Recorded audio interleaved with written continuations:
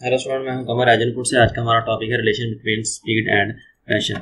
हम Bernoulli equation की जो एप्लीकेशंस हैं उसको देख रहे थे। जो पहली एप्लीकेशन थी हमारे पास वो थी टॉर्शन्स थ्योरम।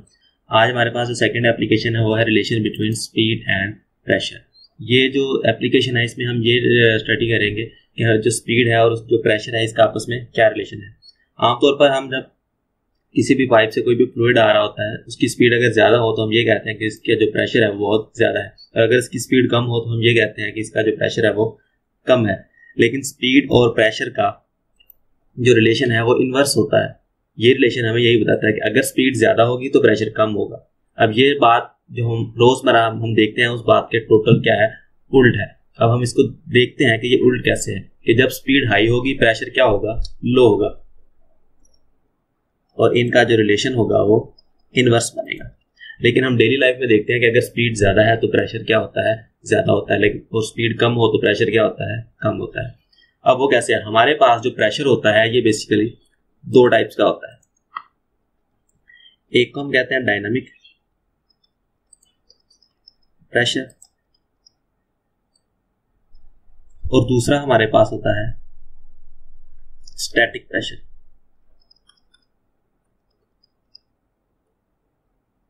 अब इन दोनों प्रेशर्स में क्या फर्क है? फर्क ये है कि हमारे पास जो प्रेशर होता है वो बेसिकली होता है कि हमारे पास फोर्स पर यूनिट एरिया, किसी भी यूनिट एरिया पर कोई भी चीज जितनी फोर्स लगाएगी वो उसका प्रेशर बन जाएगी। अब हमारे पास ये एक पाइप है, ये इसका ए एंड है, इसको हम ए एंड कह देते हैं, और ये इसका बी है, बी पॉइंट।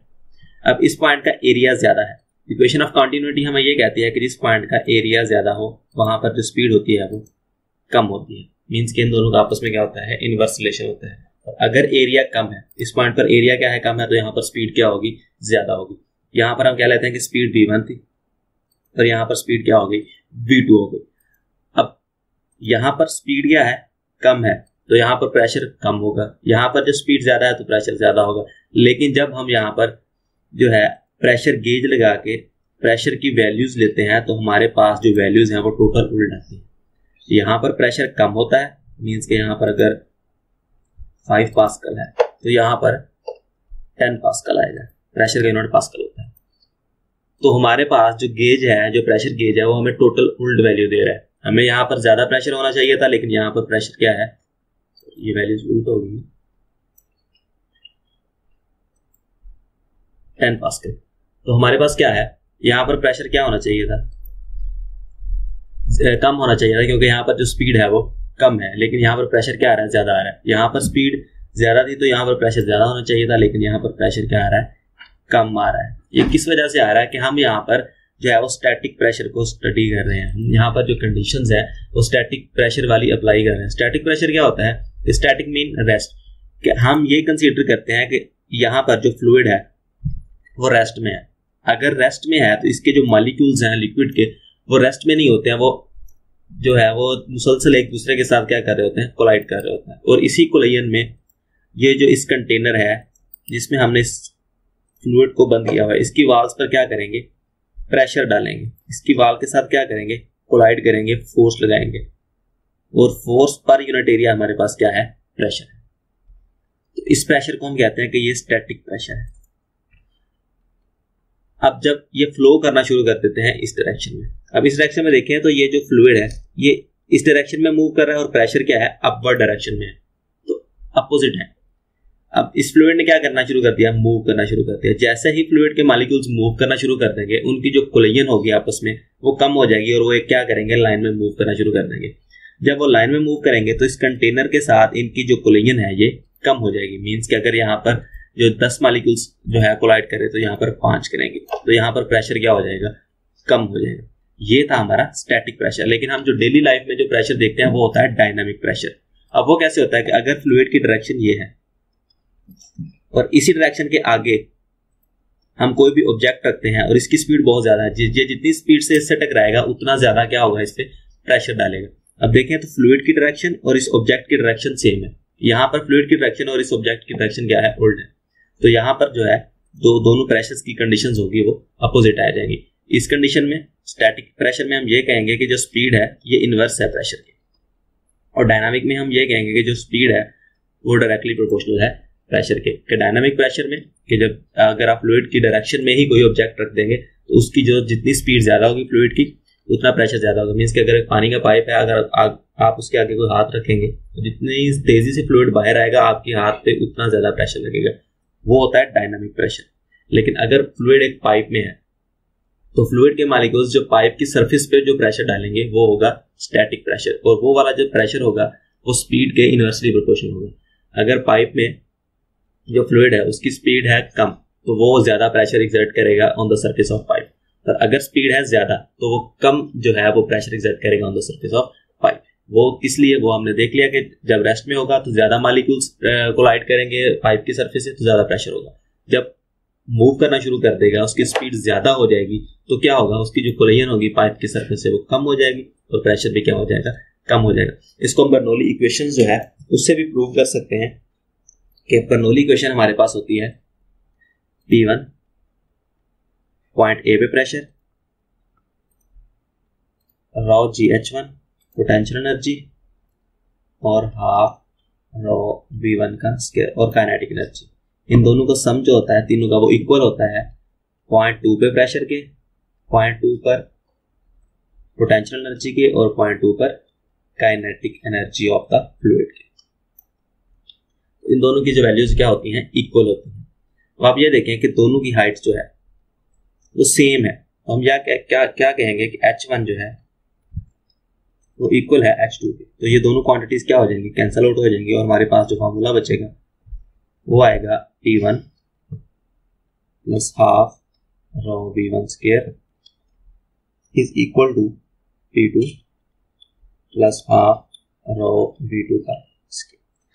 अब हमने ये कहा कि इस पॉइंट पर स्पीड कम है, तो हम ये कंसीडर कर लेते हैं कि इस पॉइंट पर जो V1 स्पीड है वो 0.2 मीटर पर सेकेंड है। इस पॉइंट पर हमने ये कहा कि स्पीड ज्यादा है क्योंकि एरिया कम है। इक्वेशन ऑफ कॉन्टिन्यूटी से यही आता है कि अगर एरिया कम है तो स्पीड ज्यादा होगी। यहाँ पर 0.2 मीटर पर सेकेंड है तो हम यहाँ पर ये कह लेते हैं कि यहाँ पर जो स्पीड है वो 2 मीटर पर सेकेंड है। इसकी वैल्यूज आ गई। अब हम क्या करते हैं, इन दोनों वैल्यूज को हम ये भी कह लेते हैं कि पॉइंट ए का जो प्रेशर है उसको कंसिडर कर लेते हैं। हमारे पास हमने प्रेशर में डिफरेंस फाइंड करना है। रॉ की वैल्यू जो लिक्विड के लिए होती है वो होती है 1000 kg। अब ये तीनों वैल्यूज जो हैं जब हम इस फार्मूला में पुट करेंगे तो हमारे पास जो है P1 माइनस P2 इक्वल आएगा 1988 न्यूटन सेकेंड, न्यूटन पर मीटर स्क्वायर के प्रेशर का जो है इसको हम पास्कल ले लेते हैं। अब ये वाला जो पॉइंट है ये हमें ये कह रहा है कि अगर आप दोनों जो पॉइंट्स का डिफरेंस लेंगे तो प्रेशर का पॉइंट 1 पर और पॉइंट 2 पर इनका जो प्रेशर का डिफरेंस आएगा वो आपके पास 1980 न्यूटन मीटर सेकेंड आएगा। अब जो ए पर जो है प्रेशर वो कम है और पॉइंट बी पर प्रेशर जो है वो हमने ये कहा कि ज्यादा है, लेकिन इस वैल्यू से हमें ये आ रहा है कि इस पॉइंट पर कि पॉइंट ए का जो प्रेशर है वो ज्यादा है P2 से। वो कैसे कि अगर आप इस माइनस P2 को इधर आके प्लस करेंगे कि P1 माइनस P2 हमारे पास आ रहा है 980, P1 is equal two plus P2।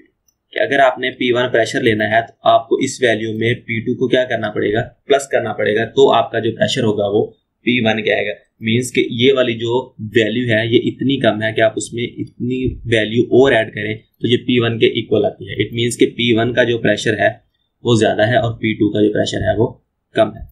अब ये वाला जो रिलेशन है इसको हम डेली लाइफ में कहाँ यूज कर सकते हैं ये हमने देखना है।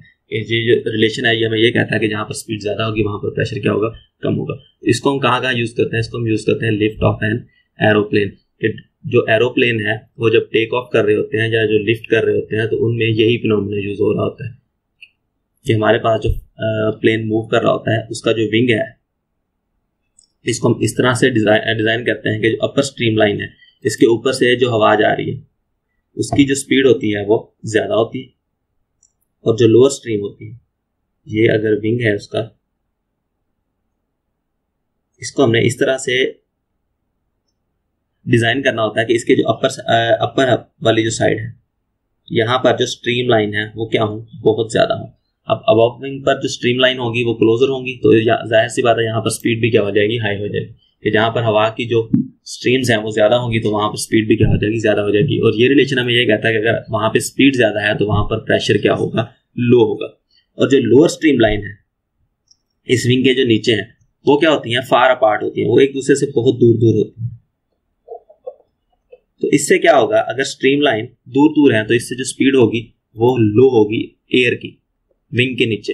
अगर स्पीड जो है लो है तो प्रेशर क्या होगा, हाई होगा। अब इस पॉइंट पर क्या है, हाई प्रेशर है, सॉरी यहां पर स्पीड हाई है तो प्रेशर क्या होगा, लो होगा, लो प्रेशर है। और इस पॉइंट पर जो स्पीड है वो हाई है तो यहां पर प्रेशर क्या होगा, हाई होगा, क्योंकि इन दोनों का इनवर्स रिलेशन है। यहाँ पर स्ट्रीमलाइन फार अपार्ट है, एक दूसरे से बहुत दूर दूर है, तो यहाँ पर स्पीड कम होगी और प्रेशर क्या होगा, हाई होगा। अब ऊपर वाले पॉइंट पर क्या है, लो प्रेशर, नीचे वाले पॉइंट पर क्या है, हाई प्रेशर। तो एयर जो है वो हाई से लो की तरफ मूव करती है, तो ये क्या करेगी, इन विंग्स को ऊपर उठा देगी, जिससे ये पूरे का पूरा जो प्लेन है ये लिफ्ट कर जाएगा या टेक ऑफ हो जाएगा। और इसी तरह से जब हमने इसको ऊपर से नीचे लाना हो तो ये जो विंग होता है ये मूवेबल होते हैं, इनको हमने फिर ऐसे मूव करना होता है कि ऊपर जो स्ट्रीम लाइन है वो लो हो जाए और नीचे है जो करीब करीब हो जाए। ऊपर प्रेशर हमने कम करना है और नीचे क्या करना है, ज्यादा। यहाँ पर जो स्ट्रीम लाइन है, जब हम इसको प्लेन को नीचे लेके आना चाह रहे हैं ऊपर से नीचे, तो ये वाली जो कंडीशन है हम इसको रिवर्स कर देंगे कि जब हमने इसको टेक ऑफ करना था तो ऊपर लो प्रेशर था, नीचे हाई प्रेशर था, ये नीचे से ऊपर की तरफ चला गया। अब जब हमने इसको ऊपर से नीचे लाना है, अब क्या करेंगे, यहाँ पर प्रेशर हाई कर देंगे, यहाँ पर प्रेशर लो कर देंगे, तो क्या होगा, जो एयर होगी वो हाई से लो की तरफ मूव करेगी और ये प्लेन को नीचे ले आएगी। तो सारे प्लेन्स जो हैं वो इसी फिनोमिना को टेक ऑफ के लिए क्या कर रहे होते हैं, यूज कर रहे होते हैं। दूसरे नंबर पे हमारे पास होता है स्विंग ऑफ टेनिस बॉल। ये जो टेनिस बॉल होती है इस पर स्विंग कैसे प्रोड्यूस होती है, जब हम टेनिस बॉल को फेंकते हैं तो दो तरह से मूव करती है। एक तो वो इस डायरेक्शन में मूव कर रही होती है, दूसरा क्या है, वो अपने एक्सिस के गिर्द भी क्या कर रही होती है, रोटेट कर रही होती है। अब जो स्ट्रीम लाइन है, ये जो हवा है वो इस डायरेक्शन में मूव कर रही है। इससे क्या होगा कि जो मोशन ऑफ एयर है उसकी डायरेक्शन है ये। अब बॉल की अगर ये वाला पॉइंट देखें बॉल का, तो ये वाला बॉल का जो पॉइंट है ये भी इसी तरफ क्या कर रहा है, मूव कर रहा है। तो मोशन ऑफ जो बॉल होगी अपर साइड पे वो भी इसी डायरेक्शन में होगी। ये वाला पॉइंट अगर हम लें तो इस पॉइंट पर क्या है, ये इस तरफ मूव कर रहा है, जो मोशन ऑफ एयर क्या है, इस तरफ है। अब दोनों मोशन एक तरफ है तो यहां पर क्या होगा, जो स्पीड होगी वो हाई हो जाएगी, और अगर स्पीड हाई हो रही है तो यहां पर क्या होगा, प्रेशर लो हो जाएगा। अब नीचे वाले पॉइंट की तरफ देखें तो यहां पर जो स्ट्रीम लाइन है ये इस डायरेक्शन में है, और इस पॉइंट पर जो बॉल का है मूवमेंट है वो रिवर्स डायरेक्शन में है कि मोशन ऑफ एयर हमारे पास इस डायरेक्शन में है और हमारे पास जो बॉल की मोशन है वो अपोजिट है। बॉल इस पॉइंट पर ऐसे पीछे की तरफ जा रही है क्योंकि इसकी जो मोशन है वो दो तरह की है, ये आगे की तरफ भी मूव कर रही है और अपने एक्सिस के भी रोटेट कर रही है। इसकी जो रोटेशन होगी इस पॉइंट पर ये रिवर्स होगी मोशन ऑफ एयर से। अब ये दोनों एक दूसरे के रिवर्स हैं तो यहां पर स्पीड क्या होगी, लो हो जाएगी, और स्पीड लो होगी तो यहां पर प्रेशर क्या हो जाएगा, हाई हो जाएगा। तो जैसे ही ये किसी भी सरफेस को हिट करेगी तो नीचे प्रेशर क्या है, हाई है, ऊपर लो है, तो क्या करेगी, हाई से लो की तरफ क्या कर देगी, मुड़ जाएगी। तो ये अपने ओरिजिनल पाथ से हट जाएगी, जिसे हम कहेंगे कि बॉल में क्या हो रहा है, स्विंग प्रोड्यूस हो रहा है। तो इसी फिनोमिना को हम डेली लाइफ में और भी बहुत सी जगह पर जो है वो यूज करते हैं। हमने यहाँ पर जस्ट दो को देखा कि लिफ्ट ऑफ एरोप्लेन को जब हम लिफ्ट करवाते हैं नीचे से ऊपर की तरफ जा रहा होता है, टेक ऑफ कर रहा होता है, तो वहां पर भी हम यही फिनोमिना यूज कर रहे होते हैं कि उसके विंग्स को हम इस तरह से डिजाइन करते हैं कि जो प्रेशर डिफरेंस पैदा हो, और जो है वो एयर है वो हाई से लो की तरफ जाती है तो वो क्या करेगी, एरोप्लेन को लिफ्ट करवा देगी। इसी तरह जो स्विंग ऑफ टेनिस बॉल है वो भी इसी फिनोमिना पर जो है वो एक्ट कर रही होती है। तो ये था आज का हमारा टॉपिक। इस टॉपिक के रिलेटेड कोई क्वेश्चन होगा तो आप कमेंट सेक्शन में कमेंट करेंगे या विजिट करेंगे agilput.com।